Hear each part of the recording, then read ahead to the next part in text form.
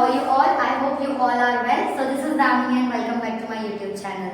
Learners, आज हम पढ़ेंगे क्लास 10 साइंस का chapter number 1 chemical reaction and equation. ये पार्ट 3 है। मैं पार्ट 1 और पार्ट 2 ऑलरेडी अपलोड कर चुकी हूँ, तो लिंक मैं डिस्क्रिप्शन में डाल दूंगी, तो आप उसको जरूर देखिएगा क्योंकि इसके बिना ये आपको बिल्कुल भी समझ में नहीं आएगा। सो लर्नर्स, पार्ट 2 में हमने सिर्फ टाइप ऑफ केमिकल रिएक्शंस देखी थी कि पर्टिकुलर कौन सी केमिकल रिएक्शन में होता क्या है। हमने उसको रिलेट किया था वर्ड टू वर्ड, ओके, उसका मीनिंग समझा था। अब इस वीडियो में मैं आपको एक एक केमिकल रिएक्शन की डेफिनेशन और एग्जांपल समझाऊंगी। Okay, so type of chemical reaction में जो फर्स्ट रिएक्शन हमने पढ़ा था, है ना, यहाँ हम पढ़ेंगे, वो फर्स्ट रिएक्शन होता है कॉम्बिनेशन रिएक्शन। ओके, तो कॉम्बिनेशन रिएक्शन मैंने आपको क्या बताया था कि जब दो या दो से ज्यादा सब्सटेंस कंबाइन होकर एक नया सब्सटेंस बनाते हैं, तो ऐसी केमिकल रिएक्शन या ऐसी रिएक्शन क्या कहलाती है? कॉम्बिनेशन रिएक्शन कहलाती है। तो क्या हो जाएगा? when two or more than two substance reacted बोल देंगे, when two or more than two react together and form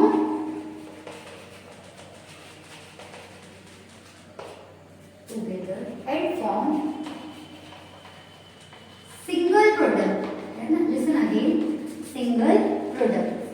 So this reaction is called, या this is called as क्या? Combination reaction. ओके, सो क्या होता है कि कॉम्बिनेशन रिएक्शन में जब दो या दो से ज्यादा रिएक्टेंट रिएक्ट करके, है ना, क्या बनाते हैं? सिंगल प्रोडक्ट बनाते हैं, तो ऐसी रिएक्शन क्या कहलाती है? कॉम्बिनेशन रिएक्शन कहलाती है। एक एग्जांपल, बहुत ही सिंपल सा एग्जांपल है कार्बन डाइऑक्साइड का। ठीक है, आपको पता है कार्बन डाइऑक्साइड का कंपोजिशन क्या है, केमिकल फॉर्मूला क्या है? तो क्या होता है? CO2। ये तो आपको सभी को पता है। देखिए, अब देखिए कार्बन डाइऑक्साइड किससे बना है? कार्बन और ऑक्सीजन से बना है। इसके मतलब मेन इसके जो सब्सटेंस है, इंग्रेडिएंट्स, जैसे हम खाना बनाने में इंग्रेडिएंट्स यूज करते हैं, तो अभी मैं वो बोल रही हूँ इंग्रेडिएंट। मेन इसको बनाने के इंग्रेडिएंट क्या है? वैसे तो वो रिएक्टेंट होते हैं, कार्बन और ऑक्सीजन, तो हम इधर लिख देते हैं। ठीक है, कि कार्बन और ऑक्सीजन जब भी रिएक्ट करते हैं तो क्या बनाएंगे? कार्बन डाइऑक्साइड बनाएंगे। ठीक है, अब मैंने आपको बैलेंस केमिकल इक्वेशन सिखाई थी। बैलेंस केमिकल इक्वेशन में क्या होता है? लॉ ऑफ कांस्टेंट प्रोपोर्शन लगेगा, यानी कि LHS और RHS, यानी कि weight of mass of reactant side is always equal to the mass of product side. अब देखिए कार्बन इधर 1 है, इधर भी 1 है, बैलेंस्ड है, लेकिन ऑक्सीजन इधर कितने दिख रहे हैं? 2, और इधर कितने? ओनली 1। ठीक है, एक तो ये बात हो गई। दूसरा, कभी भी केमिकल रिएक्शन में कोई भी एलिमेंट सिंगल रिएक्ट नहीं करता है, हमेशा ये इसमें करेंगे, ग्रुप्स में रिएक्ट करेंगे। ठीक है, तो ऑक्सीजन तो हमेशा पेयर में ही रहता है, हमने यहाँ पे लगाया 2। अब देखिए ये बैलेंस है क्या? फिर भी बैलेंस है क्या? आप ऐसा देखिए, अगर आपको नहीं समझ में आए तो मैंने बैलेंस केमिकल रिएक्शन बताइए, आप इधर लिख लीजिए, है ना, सेम इधर लिख लीजिए, काउंट कीजिए, इधर कितने कार्बन है? 2 कार्बन है, इधर कितने ऑक्सीजन है? 2 ऑक्सीजन। इधर देखिए कार्बन कुछ नहीं है, मतलब यहाँ पर कुछ लिखा है, मतलब कितने कार्बन है? 1। ऑक्सीजन कितने हैं? 2 है। अब इसको बैलेंस करना है, तो इसको बैलेंस करने के लिए हम क्या करेंगे? ये ऑक्सीजन के कितने मॉलिक्यूल्स ले लेंगे? 2। ठीक है, अब मल्टीप्लाई कीजिए, क्या हो गया? 2 2 4, तो ऑक्सीजन इधर कितने हो गए? 4।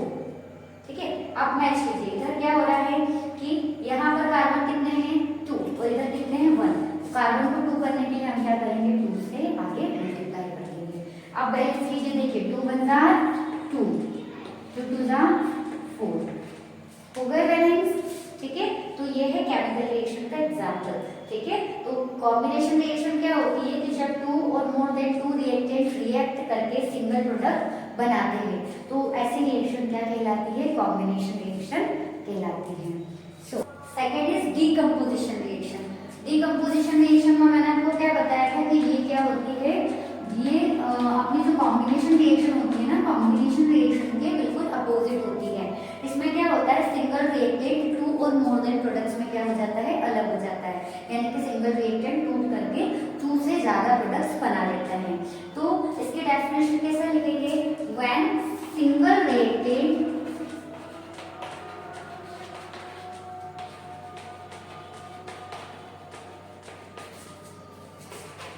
decomposed into more than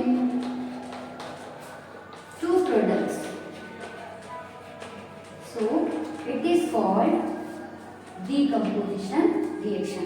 यहाँ पे आप बहुत सारे वर्ड यूज कर सकते हो, ब्रेक डाउन, स्प्लिट, है ना, जो भी आपको लगे, है ना, ठीक है, वो वर्ड्स यूज कर सकते हो कि उसको ब्रेक करने के लिए कौन कौन से टर्म्स यूज करना है, तो आप अपने अकॉर्डिंग डेफिनेशन चेंज भी कर सकते हो। When a single reactant decompose into more than 2 products then it is known as decomposition reaction. Okay, so ये जो डीकम्पोजिशन रिएक्शन होती है फर्दर 3 टाइप की होती है, यानी कि थर्मल डीकम्पोजिशन, इलेक्ट्रिक डीकम्पोजिशन और फोटो डीकम्पोजिशन।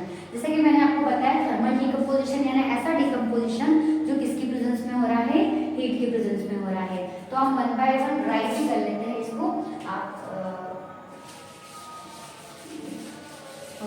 सबसे पहले thermal decomposition.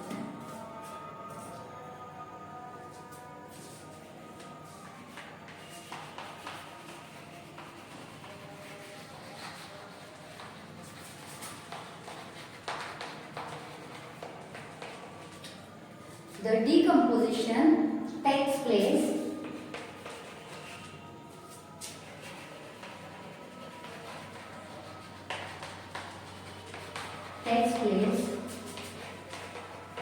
in the presence of heat, in the presence of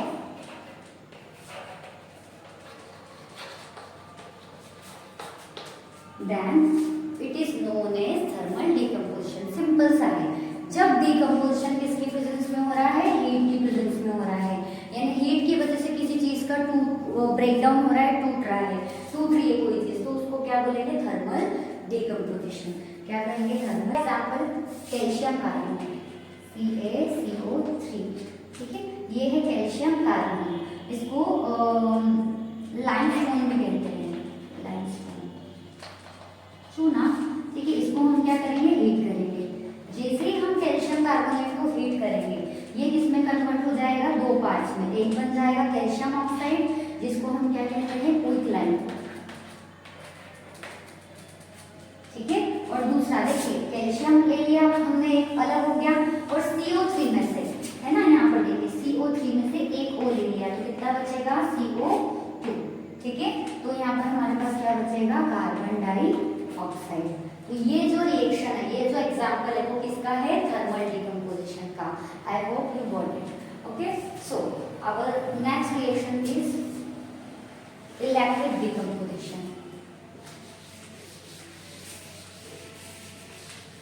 पूरी रिएक्शन मिटाने की जरूरत नहीं है, डेफिनेशन तो आप सिंपल ही लिख सकते हो, ठीक है। तो नेक्स्ट टाइप है हमारा इलेक्ट्रिक डिकम्पोजिशन, जिसको हम इलेक्ट्रोलाइसिस भी कहते हैं, ठीक है। तो the decomposition taken place या take place in the presence of electricity। ऐसा decomposition जो किसकी प्रेजेंस में हो रहा है, इलेक्ट्रिसिटी की प्रेजेंस में हो रहा है, तो वो decomposition क्या कहलाएगा, इलेक्ट्रिक डिकम्पोजिशन कहलाएगा।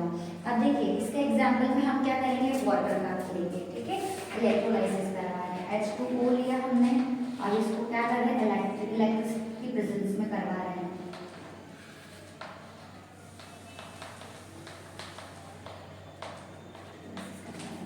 अब देखिए वाटर किससे बना है, हाइड्रोजन से और ऑक्सीजन से, है ना, और क्या हो रहा है, डिकम्पोजिशन रिएक्शन मतलब क्या होता है, ब्रेक डाउन। तो क्या होगा यहाँ पर, वाटर क्या हो जाएगा, ब्रेक डाउन हो जाएगा, यानी वाटर क्या हो जाएगा, टूट जाएगा, ठीक है। अब देखिए वाटर कैसे टूटेगा,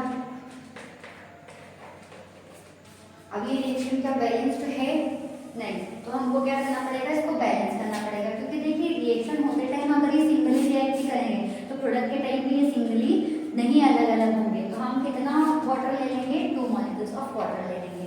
अब देखिए 2 2 जार 4, हाइड्रोजन इधर कितने हो गए, 4, 2 1 जार 2, ऑक्सीजन इधर कितने हो गए, 2, ठीक है।